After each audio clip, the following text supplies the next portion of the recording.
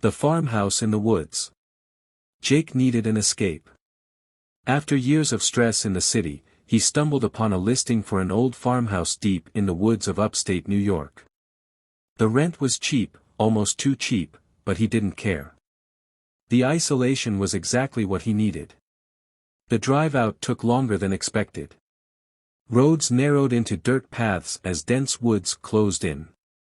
By the time Jake arrived, the sun was setting, casting eerie shadows across the clearing where the farmhouse stood. It was a two-story building, worn but still standing strong, with a quiet air of abandonment. The landlord, Mr. Thompson, was an older man with a nervous edge that Jake couldn't quite place. As he handed over the keys, Mr. Thompson offered a warning, *, don't go wandering too far into the woods at night.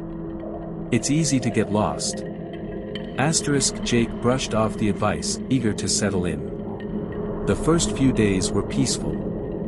Jake read, hiked, and enjoyed the quiet. But at night, the house changed. It grew colder, the groans of the old wood louder, almost alive. On the third night, a strange noise woke him. It was something between a whistle and a hum, coming from the woods. Jake got out of bed and looked outside, but all he saw was darkness. The sound persisted, growing louder, more insistent. It wasn't natural. It had a rhythm, almost like a voice calling from deep in the forest. Curiosity got the better of him, and he grabbed a flashlight, stepping out into the cool night air. The sound seemed to pull him toward the tree line, but when he shone his light into the woods, nothing was there. "Hello?" Jake called out, but no one answered. After a few minutes, the noise stopped abruptly, leaving only silence. Unnerved, Jake went back inside, convincing himself it was just his imagination. The next morning, he noticed something strange. On the porch, just outside the front door, was a small pile of rocks, carefully arranged in a circle. Jake hadn't placed them there. He looked around, but there was no sign of anyone else on the property. Unease crept in. Jake considered calling Mr. Thompson to ask about the area, but he didn't want to seem paranoid. He spent the day trying to forget the incident, but that night, the noise returned. This time, it was louder, accompanied by something else, a faint rustling, like footsteps in the underbrush.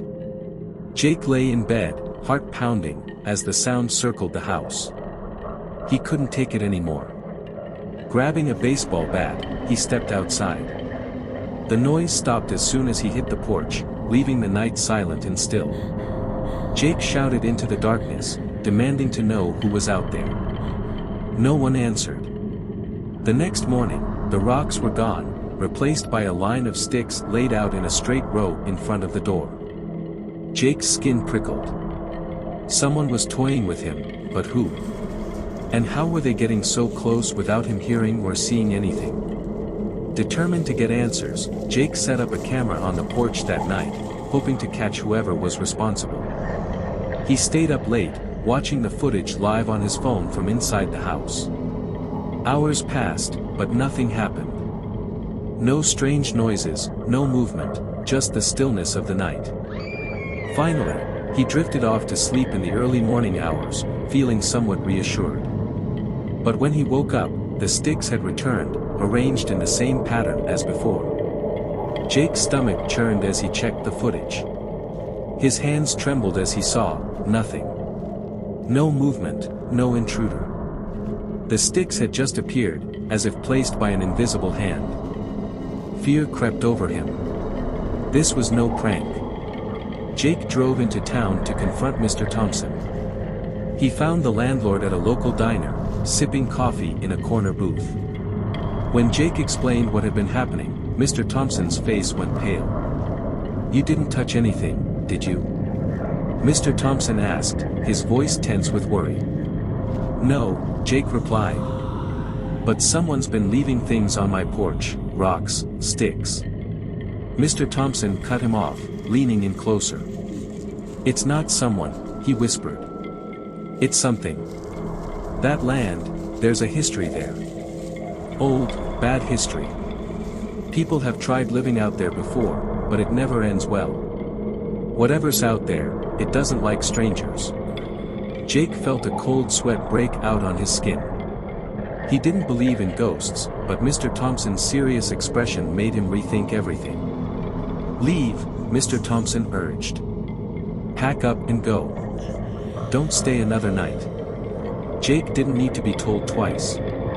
He hurried back to the farmhouse, packed his belongings, and left as quickly as he could. As he loaded his car, he couldn't shake the feeling that he was being watched, that something was lurking just beyond the trees, waiting for him to let his guard down. He didn't stay to find out. Jake drove away from the farmhouse without looking back, the strange whistle hum echoing in his mind the entire way. Later, when he tried to research the property's history, Jake found almost nothing, just vague references to the land being cursed and stories of previous tenants who had left suddenly, just as he had. Whatever the truth was, Jake knew one thing for sure: something was wrong with that farmhouse, and he was lucky to have escaped with only a chilling memory. Even now, when the world is quiet and still, Jake sometimes hears that haunting whistle hum, as if the woods are calling him back.